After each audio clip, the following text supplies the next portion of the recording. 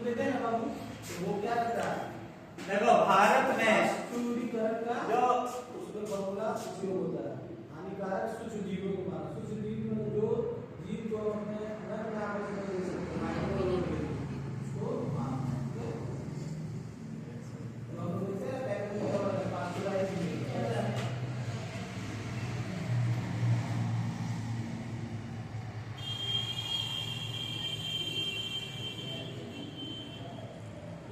किण्वन की प्रक्रिया में कौन से सूक्ष्म जीव किण्वन की प्रक्रिया में कौन से सूक्ष्म जीव परिरक्षक के रूप में कार्य करते हैं? देखो इधर ध्यान दो। देखो इधर क्या है? अरब महासागर, अरेबियन सी के रूप में कार्य करते हैं। इधर bay of Bengal, bay of Bengal, इधर इंडियन ओशियन।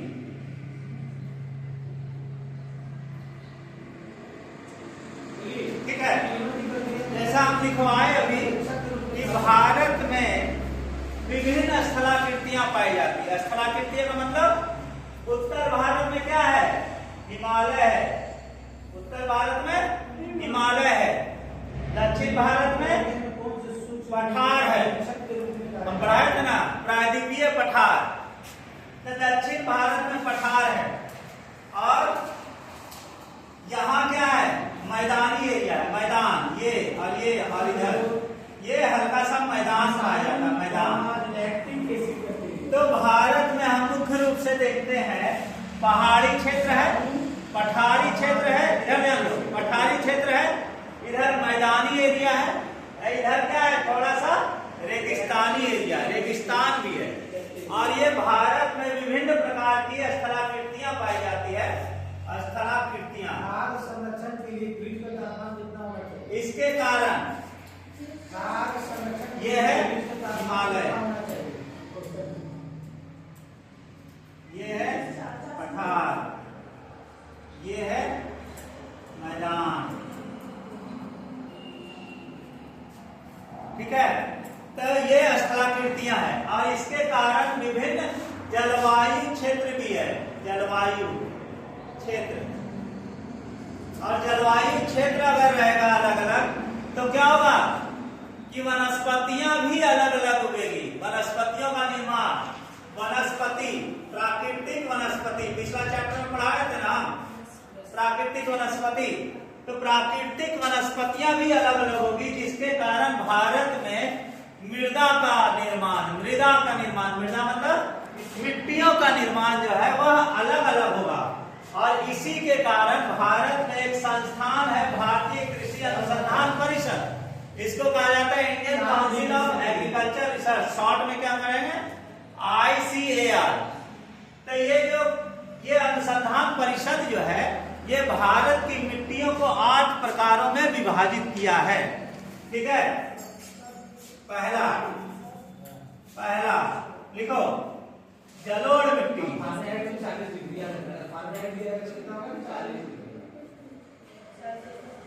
जलोढ़ मिट्टी, इसको इंग्लिश में कहते हैं एलुवियल। 0 डिग्री में क्या होता है? दूसरा काली मिट्टी,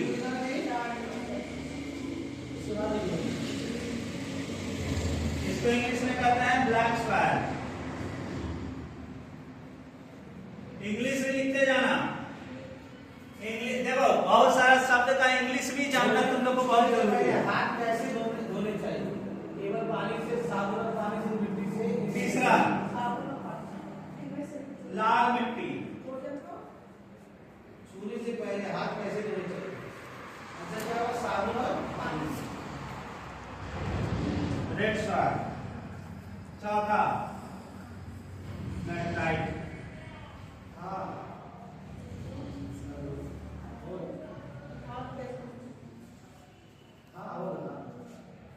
लैटराइट। घर के पीछे में भी है, तो पीछे से बनवा दो ना, नाम बता दिया।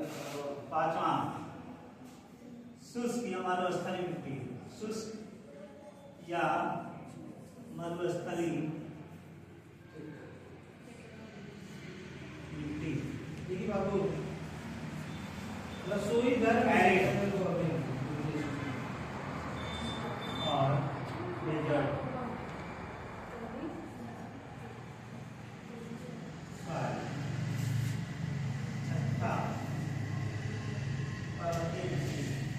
बहुत आसान वाला नहीं लिखवा ठीक है।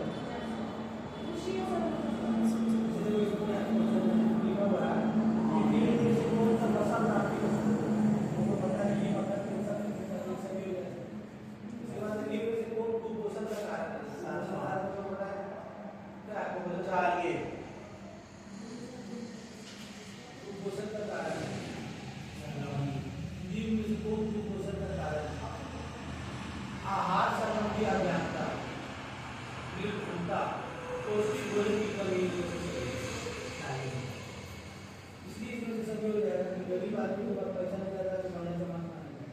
दूसरा बोलता है उसको आहार खाना है लेकिन उसको ज्ञान नहीं क्या खाता है। तीसरा बोलता है पौष्टिक भोजन की कमी, जो चीज को पौष्टिक दे रहा है उसको समझता है।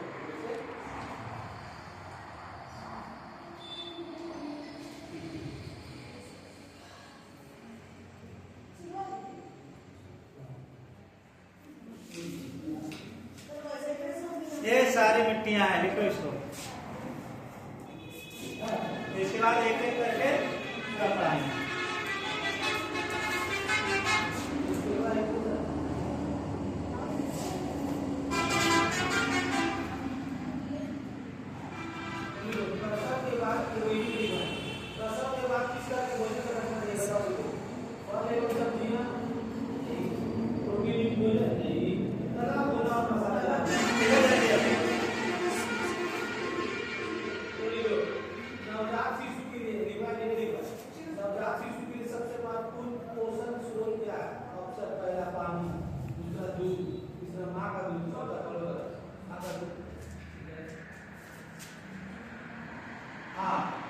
नवजात शिशु को कौन सी टीके जन्म के तुरंत बाद दिए जाते हैं?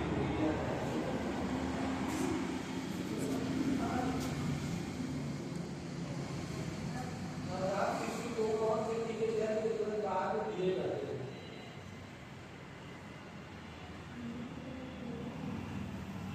लिख लिया तुम सागर?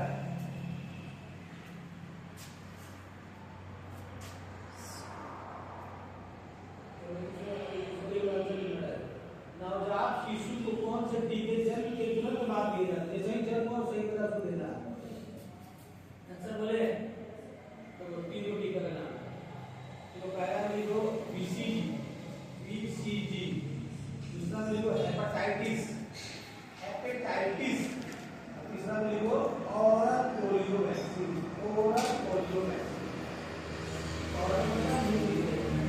हटा दे।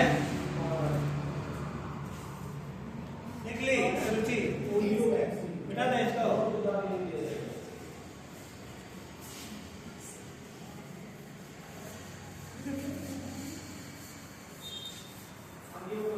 जन्म के बाद बच्चे का वजन कितने दिन में दुगना हो जाता है और बताइए? 3 से 4 महीना, 4 से 6 महीना, 6 से 12 महीना, 1 से 2 साल। देखो पहला क्या लिखवाए थे? जलोढ़ मिट्टी। अब इसके बारे में समझो पहले, इसके बाद देखना। जलोढ़ मिट्टी जो है ज्यादातर नदियों के द्वारा लाई गई मिट्टियों के द्वारा बनता है। जलोढ़ मिट्टी, जलोढ़ जो है नदियों के द्वारा अपरदित और अपर्दन के द्वारा, अपक्षय और अपर्दन के कारण जो नदियां पहाड़ी क्षेत्रों से निकल करके मैदानी क्षेत्रों में आती है, उन पत्थरों के या कह सकते हैं कि उन नदियों द्वारा लाई गई जो गाद है उनसे जलोढ़ मिट्टी का निर्माण होता है। ठीक है। और सबसे बड़ी बात क्या है कि इन नदियों के द्वारा जो जिन जलोढ़ों का निर्माण होता है वह उपजाऊ क्षेत्र होते हैं। ठीक है। भारत में सबसे ज्यादा उपजाऊ क्षेत्र कहाँ है? उत्तर भारत का मैदान, जिसको कहा जाता है सिंधु और गंगा का क्षेत्र।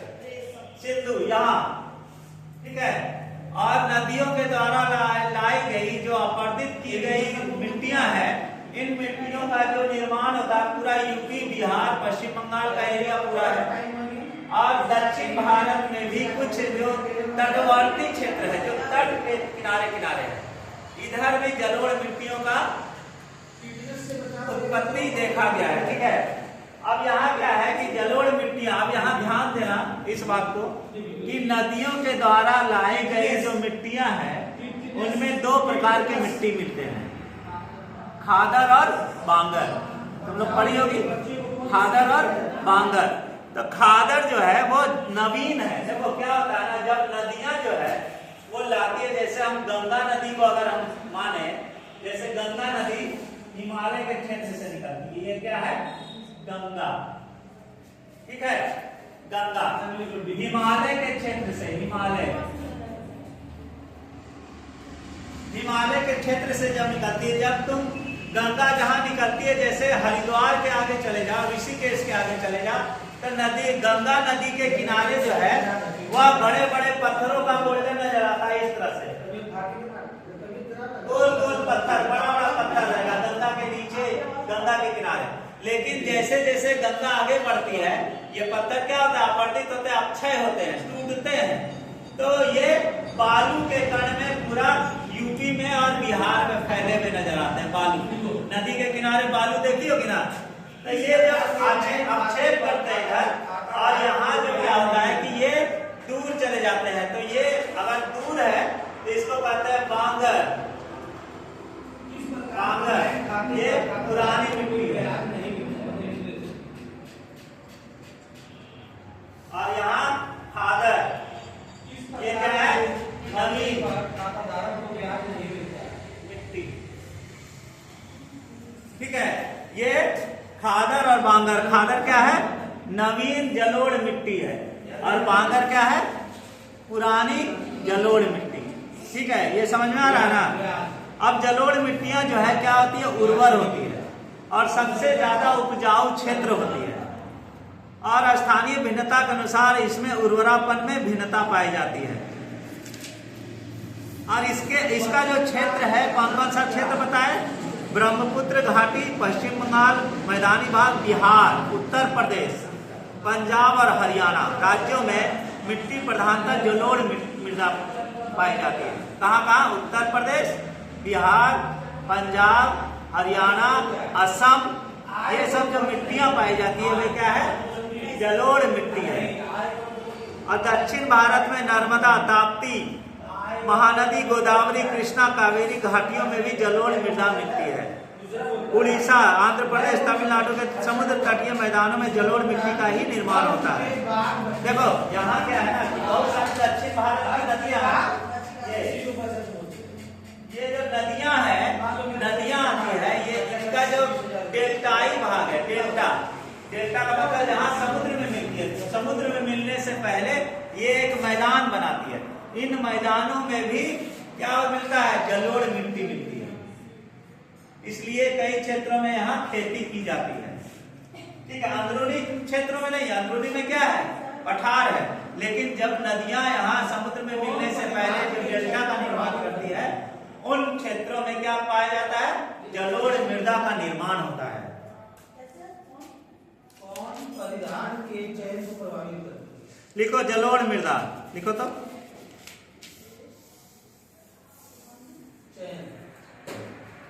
लिखो जलोढ़ मृदा। हेडिंग दो, परिधान मतलब कपड़ा, तो उसको चयन करना है, उसको कौन सा अधिक प्रभावित है। हेडिंग दे के डैश दो। ऑप्शन में पहला होगा फैक्टर। लिखो यह उत्तर भारत के मैदानी क्षेत्रों में, यह उत्तर भारत के मैदानी क्षेत्रों में, यह उत्तर भारत के मैदानी क्षेत्रों में, उत्तर भारत के मैदानी क्षेत्रों में तथा दक्षिण भारत में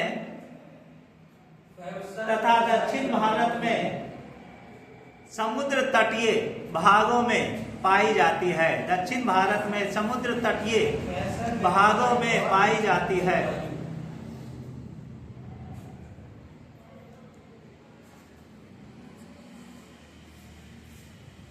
इसका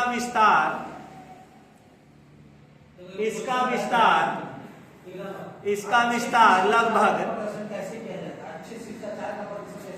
8 लाख वर्ग किलोमीटर 8 लाख वर्ग किलोमीटर क्षेत्र में 8 लाख वर्ग किलोमीटर क्षेत्र में है।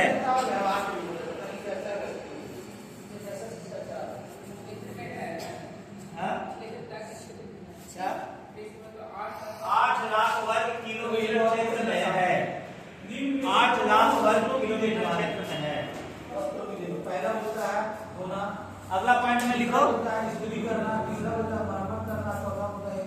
नदियों द्वारा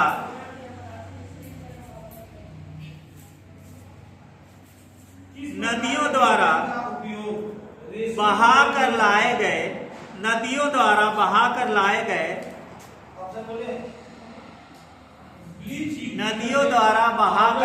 गए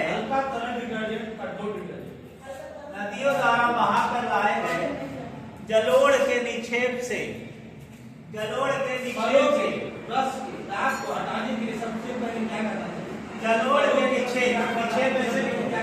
जलोढ़ के निक्षेप से गर्म पानी में धोना, ठंडे पानी में धोना, धूप में कपड़े धोना और फलों के रस के दाग को हटाने के लिए सबसे पहले क्या करें? और समुद्र तट पर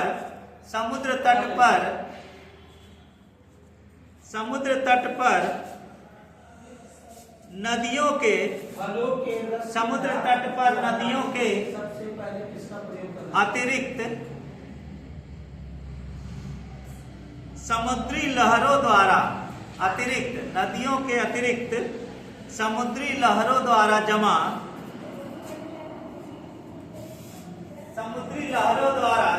किए गए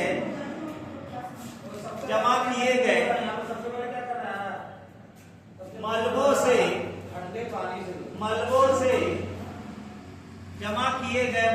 से जलोढ़ मृदा का निर्माण होता है। जलोढ़ मृदा का निर्माण होता है।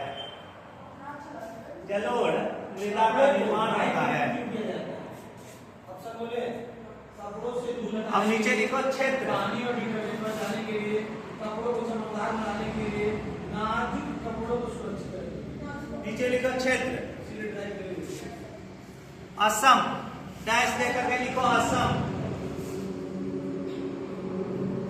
ब्रैकेट में लिखो ब्रह्मपुत्र नदी क्षेत्र। ब्रह्मपुत्र नदी क्षेत्र कौमा पश्चिम बंगाल कौमा पश्चिम Bengal comma Bihar comma Uttar Pradesh comma Punjab और हरियाणा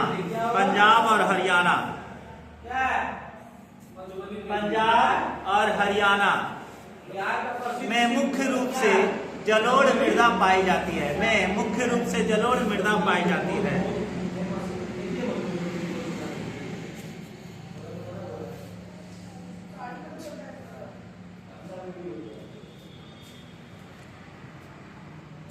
वहीं दक्षिण भारत में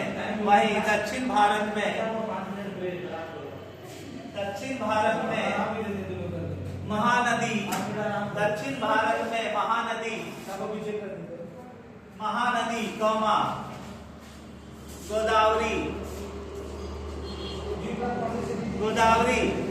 कौमा कावेरी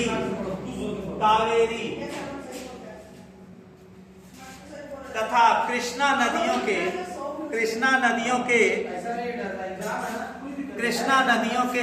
घाटियों में भी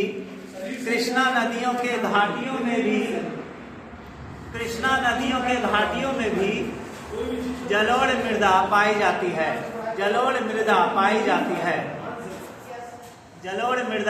जाती है।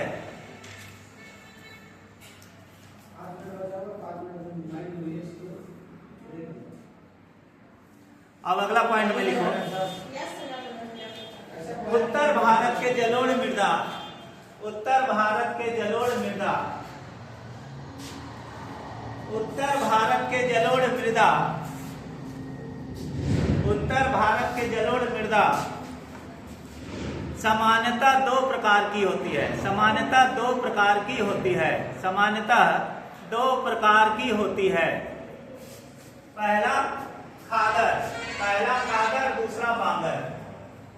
पहला खादर, अब ब्रैकेट में लिख लो नवीन मिट्टी, और दूसरा बांगर, ब्रैकेट में लिख लो पुरानी मिट्टी।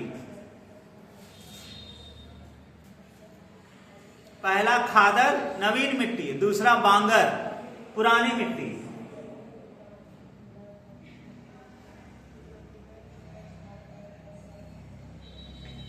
अगला पॉइंट में लिखो, जलोढ़ मिट्टियां, जलोढ़ मिट्टियां, जलोढ़ मिट्टियां काफी उपजाऊ होती है। जलोढ़ मिट्टियां काफी उपजाऊ होती है।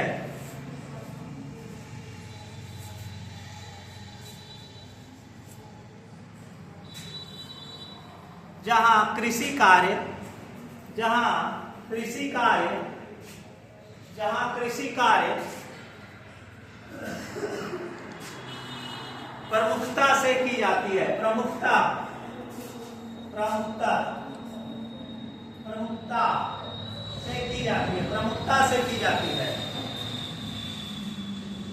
कृषि कार्य प्रमुखता से की जाती है, जैसे उत्तर भारत में। ठीक है, उत्तर भारत में कृषि कार्य जो है मुख्य रूप से जलोढ़ मृदा के क्षेत्र में ही होती है। ये हो गया मुख्य रूप से जलोढ़ मृदा के बारे में उसकी विशेषताएं। ठीक है, खत्म कर दो, बंद कर दो।